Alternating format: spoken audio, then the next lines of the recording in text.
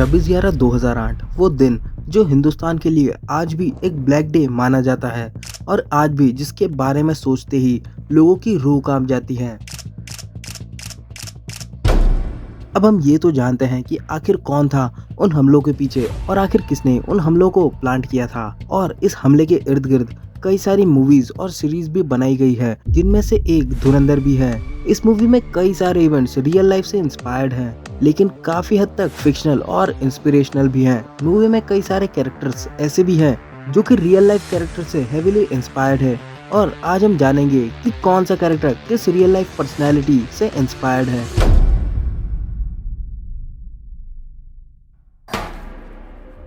तो सबसे पहले बात कर लेते हैं अजय सान्याल के कैरेक्टर के बारे में, जो कि पूरी तरह से Indian IB chief Ajit Doval sir से इंस्पायर्ड है, और आर माधवन ने उनके कैरेक्टर को पूरी तरह जस्टिफाई भी किया है। और मूवी में जो डायलॉग अजय सान्याल ने यहाँ पर कहा है कि हिंदुस्तान का सबसे बड़ा दुश्मन हिंदुस्तान के लोग खुद हैं, ये सेम डायलॉग रियल लाइफ में भी अजीत सर ने अपने एक इंटरव्यू में कहा था। हिंदुस्तानियों को हराया है तो हमेशा हिंदुस्तान के लोगों ने साथ नहीं दिया देश का। अजीत डोभाल, जिनका जन्म उत्तराखंड के पौड़ी गढ़वाल में सन 1945 में हुआ था, जहां उनके पिताजी भी इंडियन आर्मी में एक अधिकारी थे। उनकी एजुकेशन राजस्थान के अजमेर मिलिट्री स्कूल से हुई, और उसके बाद आगरा विश्वविद्यालय से उन्होंने एमए की डिग्री हासिल की, और उसके बाद उन्होंने as an IPS officer Kerala cadre में सर्विस दी, और उन्होंने अपना अधिकांश समय इंटेलिजेंस ब्यूरो को दिया। उनके नेतृत्व में कई सारे सीक्रेट ऑपरेशंस भी कंडक्ट किए गए थे, जिनमें से उरी द सर्जिकल स्ट्राइक और ऑपरेशन ब्लू स्टार भी कंडक्ट किया था। उन्हें इंडियन इंटेलिजेंस का चाणक्य भी कहा जाता है।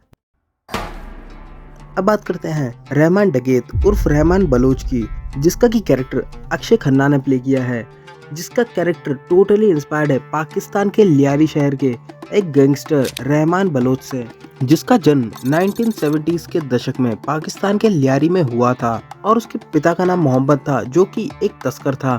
उसने अपनी मां का कत्ल सिर्फ इसलिए कर दिया था क्योंकि उसे शक था कि उसकी मां का किसी के साथ अफेयर है। 13 साल की उम्र में ही उसने अपराध करना शुरू कर दिया था और लियारी की लोकल गैंग में शामिल हो गया, और उस गैंग के लीडर के मरने के बाद गैंग पर कब्जा करके उसने पूरे लियारी को अपने कंट्रोल में कर लिया। अपने भाई उजैर बलूच के साथ मिलकर उसने अवैध बंदूकों की तस्करी और कई सारे अपराध किए। रहमान के पाकिस्तान पीपल्स पार्टी के साथ भी अच्छे रिलेशंस थे, जिससे कि उसे इन सारे अवैध कामों को करने में आसानी होती थी।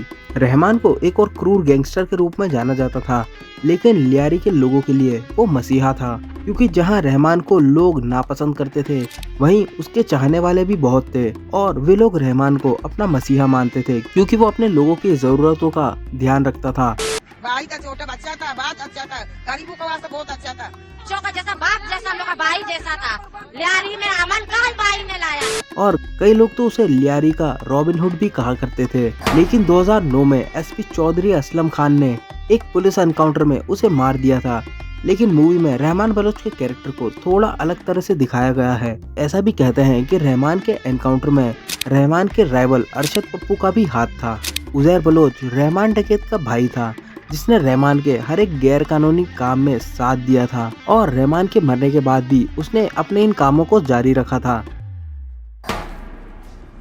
एसपी चौधरी असलम, जो कि इंस्पायर्ड है पाकिस्तान के कॉप चौधरी असलम से, जिसका की कैरेक्टर प्ले किया है संजय दत्त ने।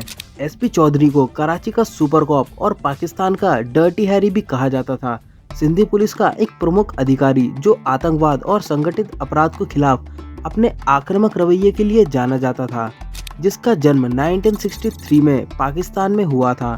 अपने पूरी सर्विस में उसने कई सारे डेंजरस क्रिमिनल का एनकाउंटर किया था, और इसीलिए उसे एनकाउंटर स्पेशलिस्ट भी कहते थे। चौधरी ने 2009 में कराची के गैंगस्टर रहमान बलूच यानी कि रहमान डकैत का भी एनकाउंटर कर उसे मार गिराया था। 2005 से 2014 तक चौधरी असलम ने Tehrik-e-Taliban Pakistan TTP, Balochistan liberation army और लश्कर-ए-जंगवी LEJ जैसे विभिन्न आतंकवादी संगठनों के खिलाफ भी हाई प्रोफाइल ऑपरेशन का नेतृत्व किया था, और कई सारे आतंकवादियों को मार गिराया था। अपने करियर में चौधरी असलम पर कम से कम 9 जानलेवा हमले हुए थे, जिसमें 2011 में उनके घर पर एक बॉम्ब ब्लास्ट भी हुआ था, लेकिन उसमें चौधरी बच गए थे। 9 जनवरी 2014 को चौधरी असलम की कराची में लियारी एक्सप्रेसवे पर एक आत्मघाती बम हमले में मृत्यु हो गई थी। इस हमले की जिम्मेदारी टीटीपी यानी कि तहरीक तालिबान पाकिस्तान ने ली थी, जिसने ये दावा किया था कि असलम को उनके सदस्यों को मारने के लिए निशाना बनाया गया है। चौधरी असलम को पाकिस्तान में एक बहादुर और निडर पुलिस अधिकारी के रूप में याद किया जाता है, जिन्होंने अपने शहर को अपराध से मुक्त करने के लिए अपनी जान तक जोखिम में डाल दी थी। हालांकि क्रिमिनल से डील करने के उनके तरीके कुछ हद तक विवादित भी रहे हैं। Major Iqbal Arjun Rampal appears as major Iqbal, जिसका कैरेक्टर काफी हद तक इंस्पायर्ड है इलियास कश्मीरी से, जिसे कि ओसामा बिन लादेन के पोटेंशियल सक्सेसर के रूप में भी देखा जाता था। इलियास को अपनी ब्रुटैलिटी के लिए भी जाना जाता था and he was linked to the 26/11 Mumbai attack and the assassination of Benazir Bhutto. 3 जनवरी 2011 को पाकिस्तान में एक अमेरिकी ड्रोन हमले में उसे मार गिराया था, जिसे कि आतंकवाद के खिलाफ एक महत्वपूर्ण सफलता की तरह देखा गया। हमजा अली मजारी, जिसका की कैरेक्टर प्ले किया है रणवीर सिंह ने, जो कि न सिर्फ मेजर मोहित शर्मा से है बल्कि काफी सारे अलग अलग लेजेंडरी रियल लाइफ कैरेक्टर से इंस्पायर्ड है, जिनमें मोहनलाल भास्कर और रविंद्र कौशिक भी शामिल हैं। अब जैसा कि मूवी में हमजा को एक क्रिमिनल दिखाया गया है, जिसे कि कई सारे लोगों के मर्डर या फिर दूसरे किसी अपराध में सजा हुई थी, और तभी अजय सान्याल उसे रिक्रूट करके और उसे ट्रेनिंग देकर एक एसेट बनाकर पाकिस्तान में भेज देते हैं। हमजा का कैरेक्टर उन सभी स्पाइस से इंस्पायर्ड है जिन्होंने अपने देश को सर्व करा है, न कि सिर्फ इंडियन बाउंड्रीज के अंदर से बल्कि इंडियन बॉर्डर्स के बाहर से भी।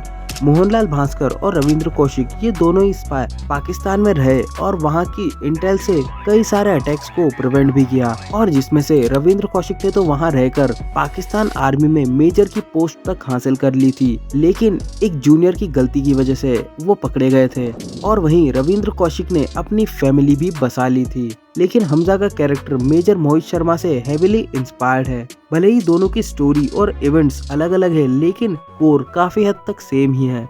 जैसे कि पाकिस्तान में रहना, वहाँ के लोगों में घुलना मिलना, टेररिस्ट और क्रिमिनल्स के बीच रहकर अपने आप को भी उनके ग्रुप का हिस्सा बनाना, और फिर समय आने पर उन्हें न्यूट्रलाइज करके उन्हें खत्म कर देना, ये सभी इन दोनों कैरेक्टर को सिमिलर बनाते हैं। सिर्फ यही नहीं बल्कि हमजा जैसे कई सारे स्पाइस आज भी पाकिस्तान और कई सारे देश में अपनी ड्यूटी और अपने देश के प्रति कर्तव्य को निभा रहे हैं, और ऐसे सभी स्पाइस जिनकी वजह से हम अपने घरों में चैन की नींद सो रहे हैं, उन सभी स्पाइस के लिए जय हिंद, वंदे मातरम।